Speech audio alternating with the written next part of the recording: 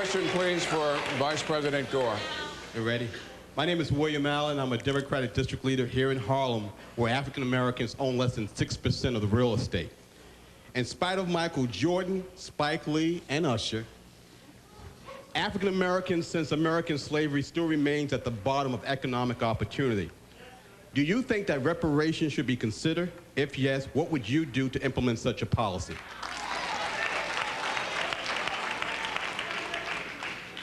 I believe the best reparations is a good education and affirmative action to make available resources, to make available the kind of direct assistance that has brought an empowerment zone here to Harlem, that has created new opportunities.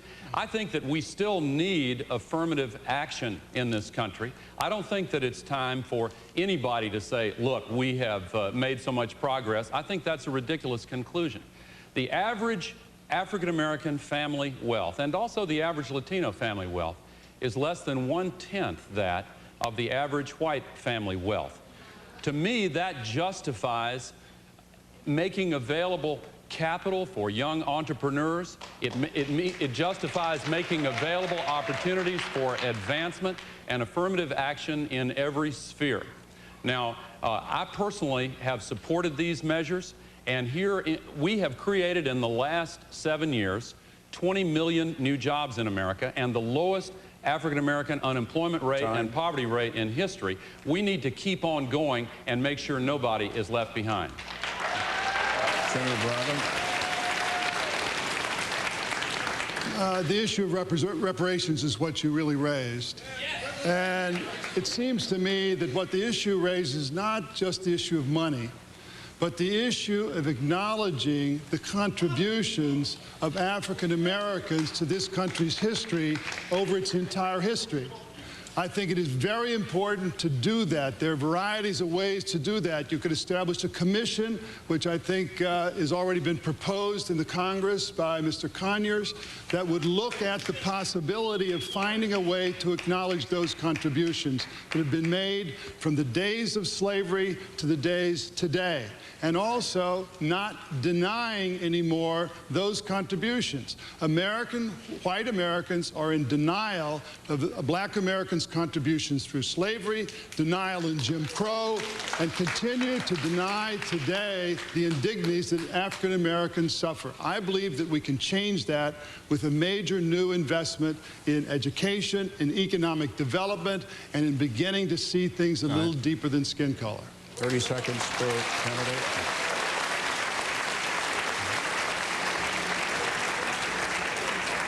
Well, the question is still about reparations, if I'm not mistaken.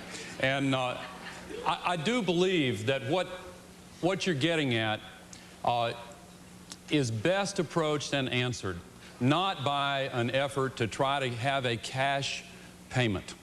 I do not believe that that's going to get through the United States Congress or is the way to go. In certain cases, such as in Oklahoma, where they are debating the specific tragedy there, then that may be definitely a realistic possibility. There may be other such examples where that can be triggered. But for the nation as a whole, we should approach it in the form of, yes, recognition of the special contributions and special suffering and special role, but massive investments in education and economic empowerment are what we need. Senator? The Vice President has said that affirmative action is a part of the answer to this problem. And I would simply ask him that when he was in the administration charged with reinventing government, according to George Stephanopoulos, page 208, that he led the effort to end affirmative action at the federal level. That does not sound to me like someone who wants affirmative action to be a part of the solution to this very big problem. Look, Mr. Moderator, as a point of personal privilege, can I respond to that? According to the rules agreed to by both your staffs, you cannot, sir. As I close,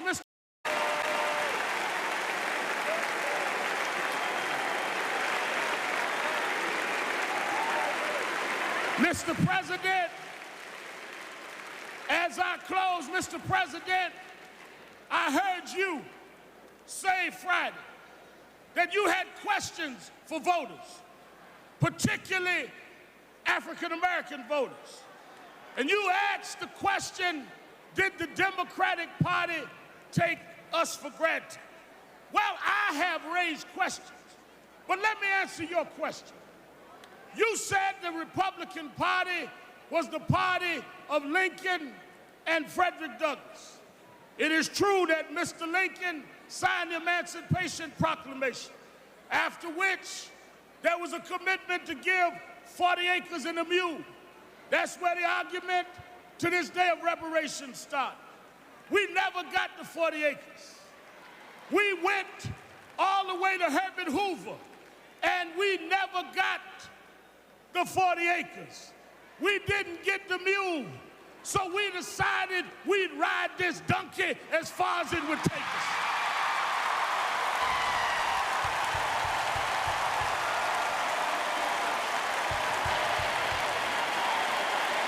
Almost 50% of South Carolina's Democrats are African Americans. It's among the highest percentage of the nation. So we're getting a lot of questions from YouTube viewers on race tonight. This first one is for Senator Edwards. Let's listen. Hello, America. Hello, presidential candidates. This is Will from Boston, Massachusetts. And I hope, you know, they put this question on. It's a question in the back of everybody's head, you know. Some people is further back than others collecting cobwebs.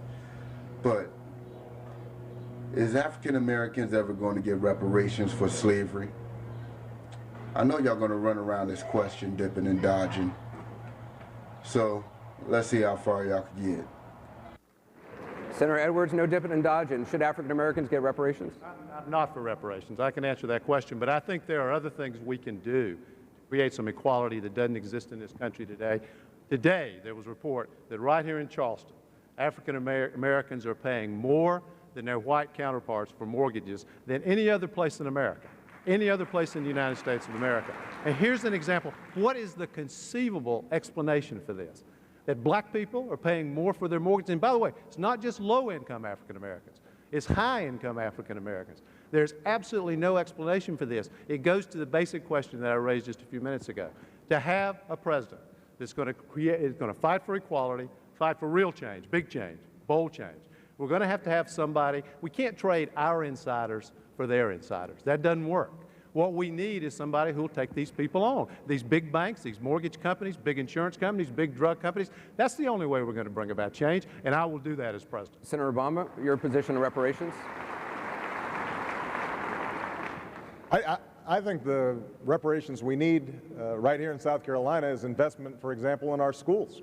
I did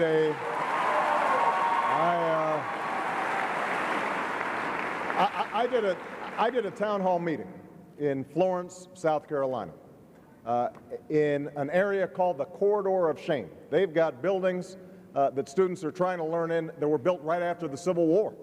And we've got teachers who are not trained to teach the subjects they're teaching in, high dropout rates. We've got to understand that there are corridors of shame all across the country. And if we make the investments and understand that those are our children, that's the kind of reparations that are really going to make a difference in America right now. Is anyone on the stage for reparations for slavery for African Americans? Are you? I am. The Bible says we shall be and must be repairers of the breach. And a breach has occurred, and we have to acknowledge that. It's a breach that has resulted in inequality in opportunities for education, for health care, for housing, for employment. And so we must be mindful of that. But it's also a breach that has affected a lot of poor whites as well. We need to have a country which recognizes that there is an inequality of opportunity and a president who's ready to challenge the interest groups, be they insurance companies or mortgage companies or defense contractors who are taking the money away from the people who need it. Yes, I am for repairing the breach. Yes, I am for reparations. Our next question is for... That yes, indeed, Black Lives Matter. All right, Governor.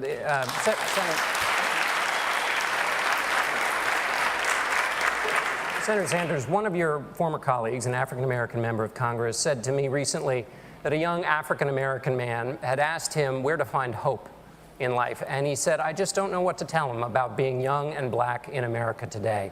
What would you tell that young African-American man? Well, this is what I would say, and the congressman was right. According to the statistics that I'm familiar with, a black male baby born today stands a 1 in 4 chance of ending up in the criminal justice system. 51% of high school African-American graduates are unemployed or underemployed. We have more people in jail today than any other country on earth. We're spending $80 billion locking people up, disproportionately Latino and African-American. We need very clearly major reform in a broken criminal justice system from top to bottom. And that means when police officers out in a community do illegal activity, kill people who are unarmed, who should not be killed, they must be held accountable. It means that we end minimum sentencing for those people arrested. It means that we take marijuana out of the federal law as a crime and give states the freedom to go forward with legalizing marijuana. Cannot wait anymore to Thank do you, something Mr. Mayor. Just to follow up, since you do support compensation for those families, should the U.S. also compensate descendants of enslaved people? Do you support reparations for African Americans? I support H.R. 40, which is the bill that has been proposed in Congress to establish a commission to look at reparations. But we shouldn't wait for that commission to do its work to do things that are reparative. Remember, we're not talking about a gift to anybody. We're talking about mending what was broken. We're talking about the generational theft of the wealth of generations of African Americans. And just crossing out a racist policy and replacing it with a neutral one is not enough to deliver equality. Harms compound, just like a dollar saved in its value compounds over time. So does the value of a dollar stolen. And that is why the United States must act immediately with investments in minority-owned businesses, with investments in health equity, with investments in HBCUs, and on the longer term, look at reparations so that we can mend what has been broken. Vice President Biden, do you support reparations? Look, let me, since I haven't spoken on this, got a chance. Number one, the reason we're the country we are is because of immigration. We've been able to cherry pick the best from every single continent. The people who come here have determination, resilience. They are ready to stand up and work like the devil. We have 24 out of every 100 children in our schools today is Hispanic. The idea that we are going to walk away and not provide every opportunity for them is not only stupid and immoral, but it's bad for America. They are the future of America, and we should invest in them. Everybody will benefit from it, every single American, and you should get used to it. This is a nation of immigrants. That's who we are. That's why we're who we are. That's what makes us different, and we should invest in them. Thank you. We're here at an HBCU. I'd like to start with young black voters. Several recent polls indicate their #1 concern is racism. This campus, this state, and this nation are still raw from that racially motivated attack on Latinos in El Paso. Now, we know that the racial divide started long before President Trump and President Obama, but each of you on this stage has said that President Trump has made that divide worse. Congressman O'Rourke, coming to you first, why are you the most qualified candidate to address this divide? You know, I called this out in no uncertain terms on August 3rd and every day since then, and I was talking about it long before then as well. Racism in America is endemic. It is foundational. We can mark the creation of this country not at the 4th of July, 1776, but August 20th, 1619, when the first kidnapped African was brought to this country against his will and in bondage and as a slave, built the greatness and the success and the wealth that neither he nor his descendants would ever be able to fully participate in and enjoy. We have to be able to answer this challenge, and it is found in our education system, where in Texas, a 5-year-old child in kindergarten is 5 times as likely to be disciplined or suspended or expelled based on the color of their skin. In our healthcare system, where there's a maternal mortality crisis 3 times as deadly for women of color, or the fact that there's 10 times the wealth in white America than there is in black America. I'm going to follow Sheila Jackson Lee's lead and sign into law a reparations bill that will allow us to address this at its foundations. But we will also call out the fact that we have a white supremacist in the White House, and he poses a mortal threat to people of color all across this country. Secretary Castro, 45 seconds to respond. Yeah. Senator Booker, you have said, quote, the real question isn't who is or isn't a racist, it's who's going to do something about it. Senator, what do you plan to do about it? Well, first and foremost, I want to hit that point because we know Donald Trump's a racist, but there is no red badge of courage for calling him that. When racism exists, the question isn't who isn't a racist, it's who is and isn't doing something about racism. And this is not just an issue that started yesterday. It's not just an issue that we hear a president that can't condemn white supremacy. We have systemic racism that is eroding our nation from healthcare to the criminal justice system. And it's nice to go all the way back to slavery, but dear God, we have a criminal justice system that is so racially biased. We have more African Americans under criminal supervision today than all the slaves in 1850. We have to come at this issue attacking systemic racism, having the courage to call it out and having a plan to do something about it. If I am president of the United States, we will create an office in the White House to deal with the problem of white supremacy and hate crimes. And we will make sure that systemic racism is dealt with in substantive plans, from criminal justice reform to the disparities in healthcare to even one that we don't talk about enough, which is the racism that we see in environmental injustice in communities of color all around this country. Mayor Buttigieg. Thank you very much. Back to you, Bill. Vice President Biden, black men earn 73 cents for every dollar earned by white men, are about twice as likely to be unemployed, 5 times more likely to be incarcerated, conditions that ripple across black families and have endured during both Democratic and Republican administrations. How do you convince black voters that you can change years of inequities? 2 ways. Number one, my entire life I've been involved with the black community. I was a public defender. I worked in the projects. I came along, and the first thing I did as the chairman of the Judiciary Committee, extended the Voting Rights Act, eventually for 25 years. And I've been deeply involved. My first effort I had as a councilman was doing away with redlining in the county. The way we do this, we got to help them create wealth.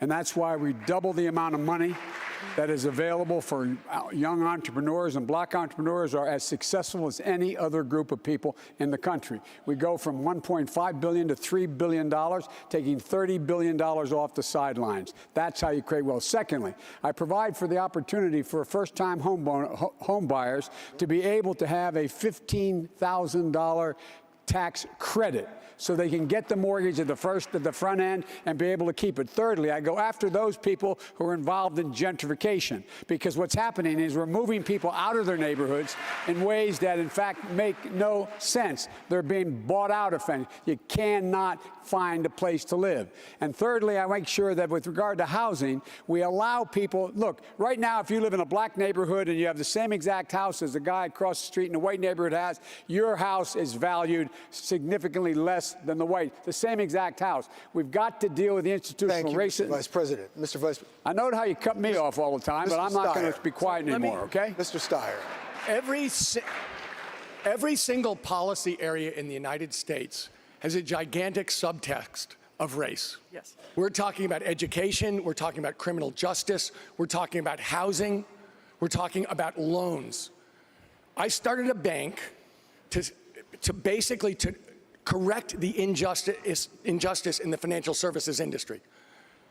Basically to make loans to black-owned, Latino-owned, and women-owned businesses. We've supported over 8,000 affordable housing units. But more than that, I believe I'm the only person on this stage who believes in reparations for slavery. Something happened. We should have a formal commission on race to retell the story of the last 400+ years in America of African Americans, of systematic legal injustice, discrimination, and cruelty, but also of 400+ years of contribution in terms of building the United States of America and leading the United States of America from a moral standpoint. Let me ask reparations, and I challenge everyone. Senator Klobuchar. Other African Americans in South Carolina taking issue with her. But look, Amy is right. The senator is correct. That is that we, in fact, there is systematic racism.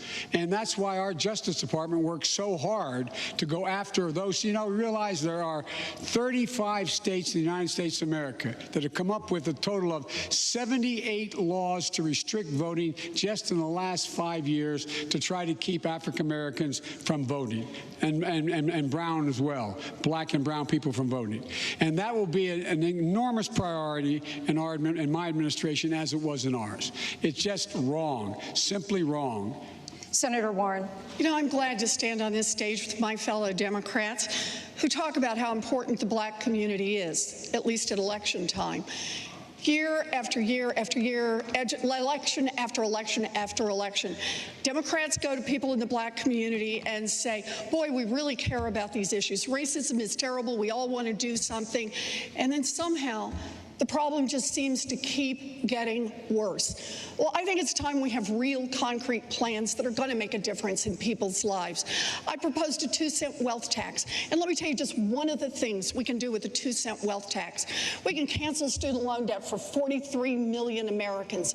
And because African Americans have to borrow more money to go to college, borrow more money while they're in college and have a harder time paying it back when they get out, that one law is going to help close the black-white wealth gap for people with student loans by about 20 points.